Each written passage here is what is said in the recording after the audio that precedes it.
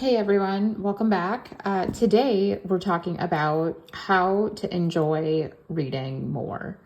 In a world designed for speed, stillness and especially silence can feel like a luxury. Reading, which is a very quiet act sometimes, often becomes another item on our to-do list. We set a lot of lofty ideas, especially when we think about what a reader looks like. And usually, more often than not, that person is standing in front of a giant shelf lined with books that have been, read multiple times. And everyone wants to, be this reader, with their little reading glasses, sitting by a fire and a blanket and some candles maybe. Really, the vibes are there. But in reality, when we go to pick up a book, we're just not able to get through it. Or our mind wanders and we get distracted very easily. And before you know it, we're chasing this number that we think we're supposed to read in a year, in a month, in a day, in a week, whatever. Or we're comparing ourselves to our friends who are readers or to YouTubers who are readers or whatever else. And all of a sudden, an enjoyable hobby turns into a chore. So we're here to talk about how to reclaim the page, how to get back into reading, how to enjoy it, how to do it for yourself, how to make it exciting again, okay? So let's start off with talking about mood reading.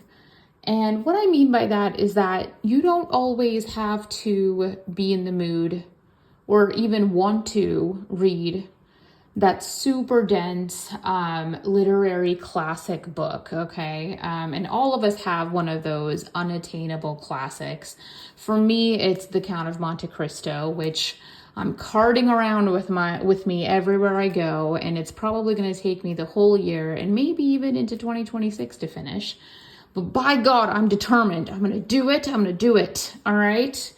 Anyway, needless to say, I'm not in the mood to read about Edmond Dantes's trials every single day. And if I force myself to read it, I definitely will not finish it. So rather than pushing myself to read it every single day or whatever the frequency is that you want to read at, I tend to sample whatever I'm in the mood for. So if it's this new vampire book that I'm into, well, guess what? Whatever gets me reading, whatever gets me on the page is what I'm doing. And I really think that it's okay for us to be mood readers. And you should also give yourself permission and grace to be a mood reader, because that's really what it's about, Like if some other book is exciting you at the moment, pick that up, We're just trying to get started enjoying this lovely hobby. Moving on, I think there's a fallacy out there that reading happens in marathon sessions. And let me tell you, it doesn't. I can't ever just plop down for hours and get through books. It's unheard of. I will more than likely peruse through a chapter with my morning coffee, and then I'll get up to make breakfast and then kind of put the book down. Maybe I'll read a little bit at lunchtime because I have a break between meetings or something. I'll definitely read a little bit a few minutes before bed, and I usually like to be put to bed by my Kindle, It's a very luxurious thing, but I enjoy it. You don't need a perfect reading setting with the blazing fire and the blanket. Yeah, those things help. Those things are nice, but they do not have to be there. You read when you can, in little spaces, small moments, wherever you get the minute to, the chance to. And it's very important to kind of keep that book that you're so excited about reading, that is keeping you hooked, within an arm's reach. It should be right there, and you shouldn't have to go far or dig too deep for you to get to that book. And that's why we're not reading in giant marathon sessions, because holding your attention and focus on that one page is going to be so difficult if you're doing it for hours at a time. And plus, your attention span is only so long. Mine, for sure, is about, the length of a goldfish's attention span. So what I'm saying is that there's nothing wrong with letting your curiosity wander a little bit. And this whole idea of being focused, being present is nice. However, initially, it's going to be difficult to cultivate. And you're going to get there. You're going to get there. So don't be discouraged by, your wandering mind and your need to, putter around, if you will. Just gently come back to the page when you're ready. Initially, when I started reading, I wanted it to be a routine, like a set, scheduled thing where I would, at 9 a.m., I'd be on the desk reading. And it just didn't pan out that way, for me.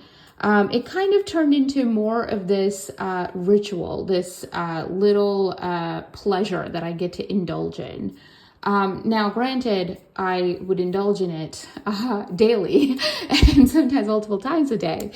But that's what it started out as. It was this ritual. So I would have little bookmarks. I would go to the bookstore to kind of chat up the ladies there or whoever, kind of figure out which book I wanted, see which book I kind of gravitated toward, and picking the book and then going through and reading the book and bringing it home and like kind of seeing it lie around your house. And it's part of the ritual, right? It's part of the hobby. And I think it's a part that many of us overlook.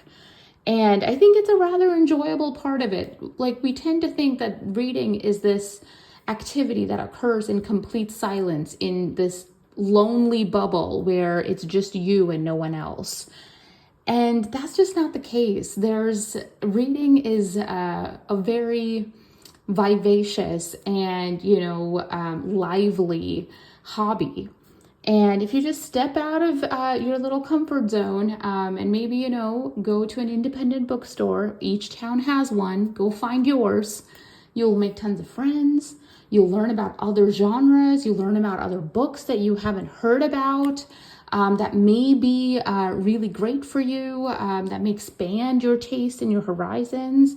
It's a whole thing, And then lastly, read with your whole self. And we kind of touched on this a little bit earlier, but it's not just about what you're reading, right? And it's not just about regurgitating whatever it is that you read. It's about feeling it. It's about feeling what that story is about. And a lot of these stories and these novels that we pick up have a very moving quality. They touch our souls, and we tend to develop a lot of deep feelings with them. We experience each book differently. Sometimes we experience each book so drastically that we want to read it over and over again and to get that either the same feeling or a newer sensation with each rereading. The idea is that at some point or another, not only are you enjoying the reading aspect and the act of reading, but I would suggest that you also share this act with your friends. You should kind of, or at least I definitely do.